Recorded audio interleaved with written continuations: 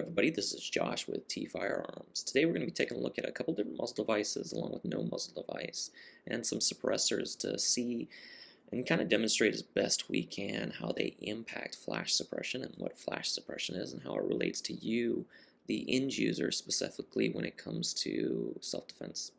So starting out, we're going to attempt to get a basic baseline and describe kind of what muzzle flash is and why it's important. So starting out, we've got a basic 1911 and 45 ACP. We'll be shooting just regular full metal jacket 45 ACP through it. And you'll notice it has no muzzle device on it whatsoever. It's just your basic barrel, not threaded, and probably crowned here with a basic 11 to 14 degree crown. So let's go ahead and do some shooting and we'll come back.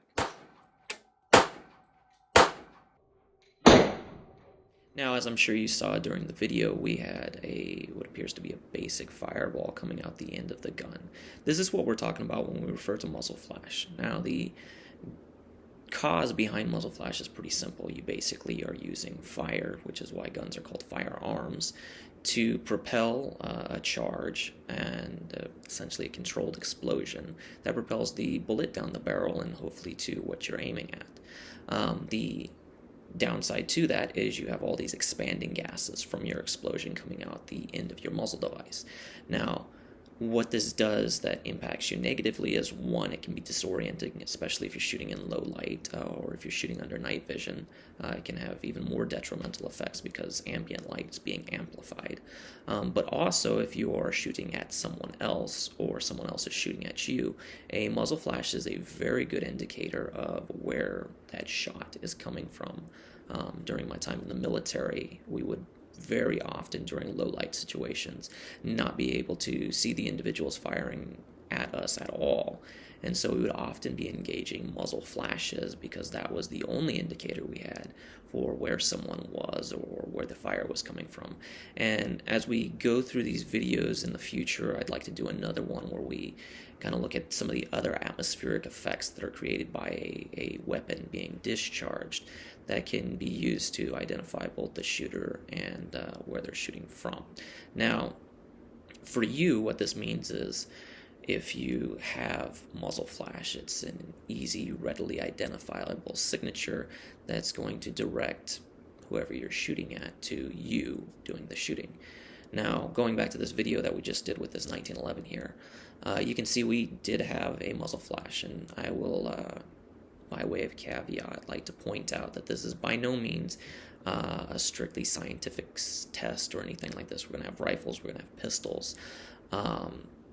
So it's not going to be a necessarily apples to apples comparison. There's going to be some variance. Also, the light levels are going to be different. But what we're trying to do is really just demonstrate the basic concept behind what muzzle flash is and how different muzzle devices impact that. So with that being said, let's go on to our next firearm, which is going to be this Glock 19 MOS. Now the difference between this and the 45 that we just shot is that this one has a compensator on it. Now compensators will generally produce a much more visible flash, and the benefit to having a compensator is, as the name would imply, it compensates. In this case, compensating for muzzle rise and recoil. This one's a basic Griffin armament, low profile, sort of a thread protector that's merged with a muzzle device, or a compensator. As you'll see from the video, it does create quite a bit of difference compared to our 45, and I would like to note before watching the video that we are just using 9mm, which should have less of a muzzle flash, you would think, because it's a smaller bullet. And again, we're using basic full metal jacket plinking ammo. So, that being said, let's go to the video and check it out.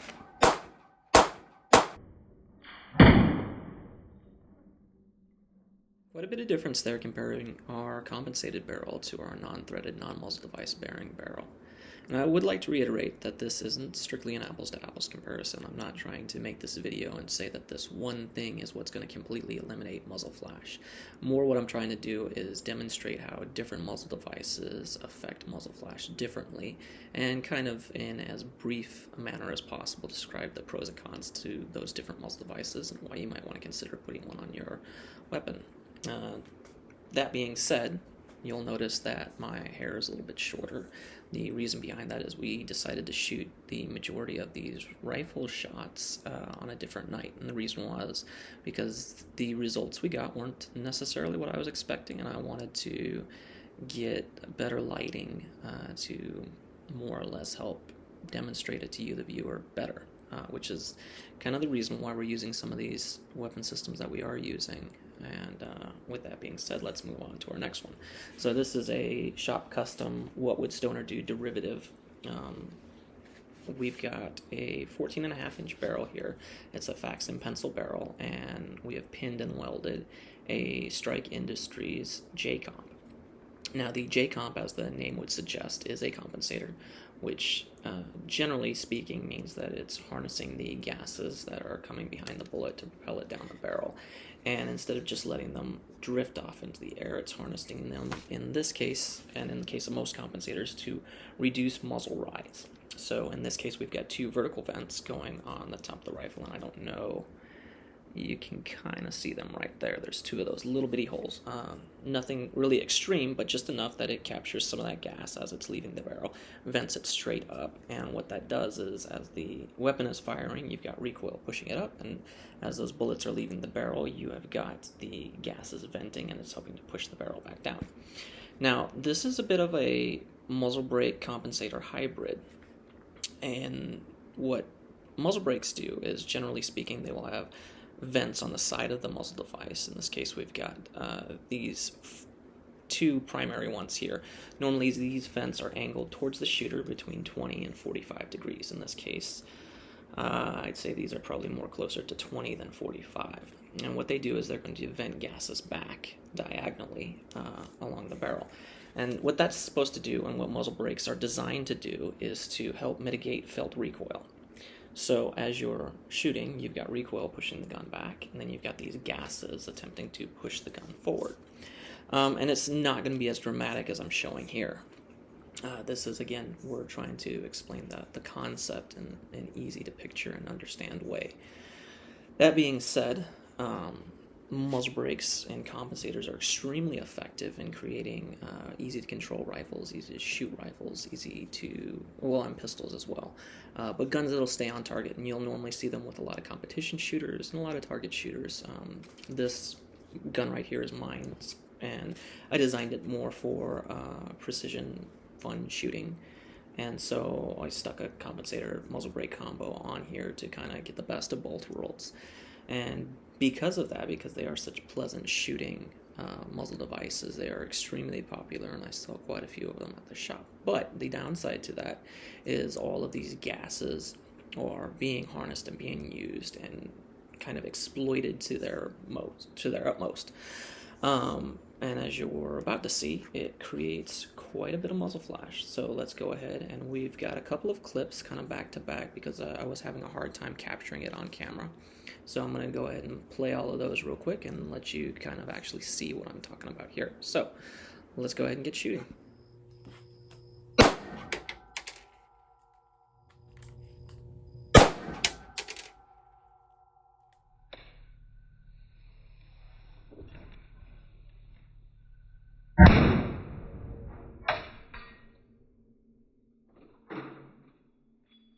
Pretty impressive. So far, that's been our biggest fireball yet, and hopefully you were able to see that throughout the different video clips there. I tried to demonstrate it as best as possible. What you can't really see in that video, and what I would like to come back and readdress later on in videos, especially if we end up getting some nicer cameras, is that we've got the flash extending both in front of the muzzle as well as to the sides of the muzzle, and that's because of those ports that we were discussing earlier doing their job. So it's doing exactly what it's supposed to do. The downside to that is all of those gases are very visibly being dissipated in front of the gun. And even for me as a shooter, were I shooting in a low light situation like that, it would have been extremely disorienting, and it would take a lot of training to stay on target with that kind of disorientation.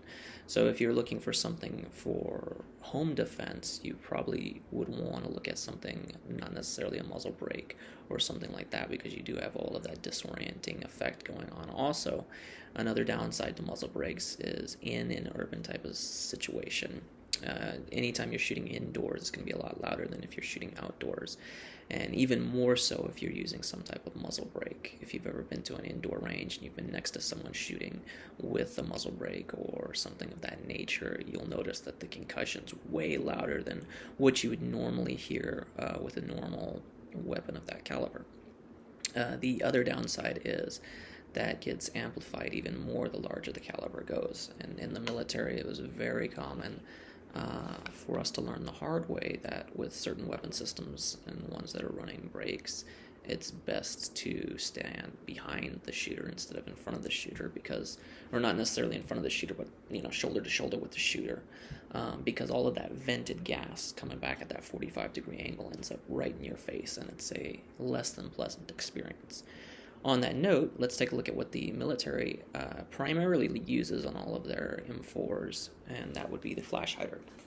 Now, this isn't a standard military flash hider. They use generally what's called the A2 birdcage style flash hider, but the concept here is the same. You've got these slits cut in the muzzle device, and then they go all the way around. This particular muzzle device is an OSS quick detach muzzle device that's designed to work with their suppressor line of systems, which we'll get to here in a little bit. And the way it's designed is, instead of harnessing all of those gases as they're being expelled out of the barrel, the flash hider, as the name would suggest, is designed to dissipate all of those gases in a manner that attempts to hide the flash. So let's go ahead and get some shooting done and see if we can take a look at that firsthand.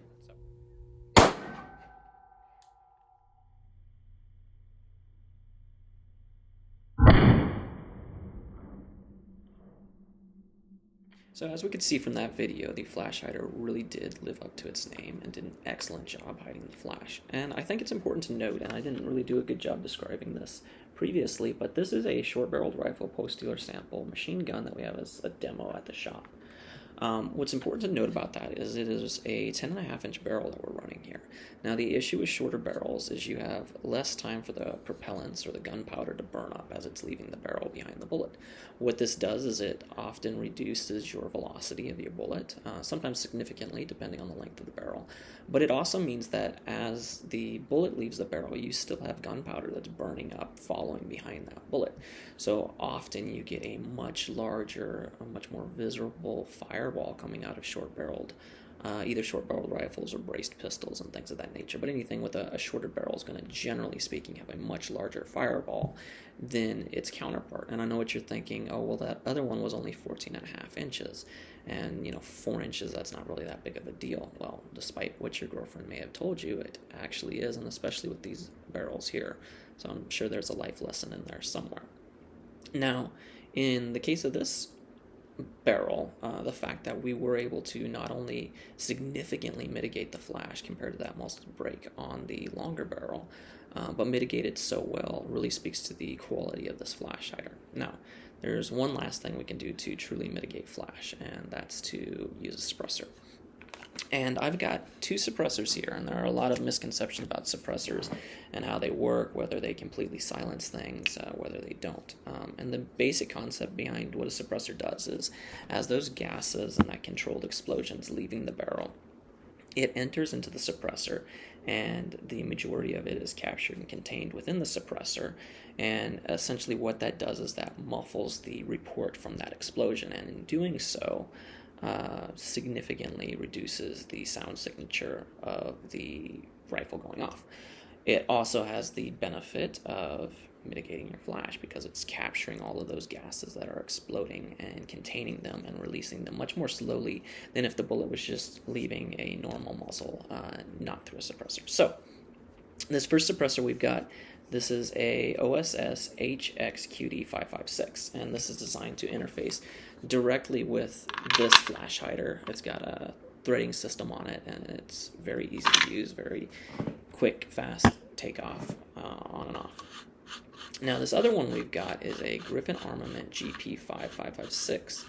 It is designed kind of more as a budget type of suppressor. It's not It's about half the price of this OSS. And the downside to that is it is threaded, so you have to screw it on, much like an old James Bond movie, as opposed to a quick detach system. And the downside to that is, as you can see, it's a little bit time consuming. Also, because it is a cheaper suppressor, it just has a very basic flat end on it. There's nothing really special going on here. It's just got basically a slot for you to put a wrench on if the suppressor gets stuck on there, so you can wrench it off.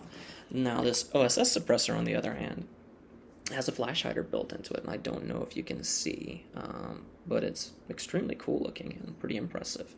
So we're going to go ahead and shoot this Griffin Armament GP5 first and see what kind of a job it does suppressing our muzzle flash. So let's go out and get after it.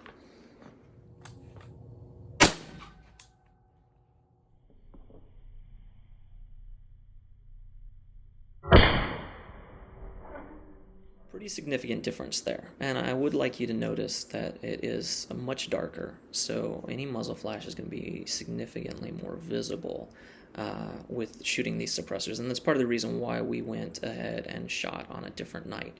Is, like I said, there was some oddities, and we wanted to really kind of truly capture them for you, the viewer. So with that being said, let's go on to our next suppressor. And as you can see, the QD system on this is really nice. We've got pretty much a few twists right there, and it's on, and it comes off just as quick, which is awesome.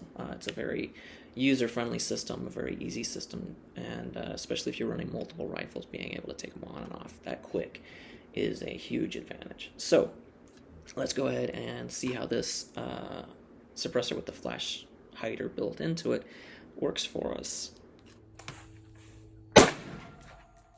So you're probably just as puzzled as I am. A suppressor with a built-in flash hider, based on, you know, everything we've discussed so far, should be the ultimate flash hiding device, and that didn't really seem like that was the case. It wasn't what I expected to happen, so I went ahead, and that was the primary reason why we did go ahead and shoot a second night. I waited for it to get a little bit darker. I went ahead and got the exact same ammo through both cans to make sure there were no discrepancies or anything like that. Literally the exact same rounds from the exact same box, because ammo is crazy right now, and if it's anything like the quality of guns that are being put out, there could be, you know, some variances between boxes of ammo, and I wanted to make sure we were doing as close of a comparison as possible between these two suppressors, and it wasn't just something that I messed up. So let's go ahead and see if using the exact same ammo makes a big difference. And we basically have the exact same thing. So, you know, we did our due diligence by the OSS suppressor, and we made sure that our very non-scientific testing was done in, you know, an impartial manner as possible. Like I said, I'm just as surprised as I'm sure anybody watching this is by the results.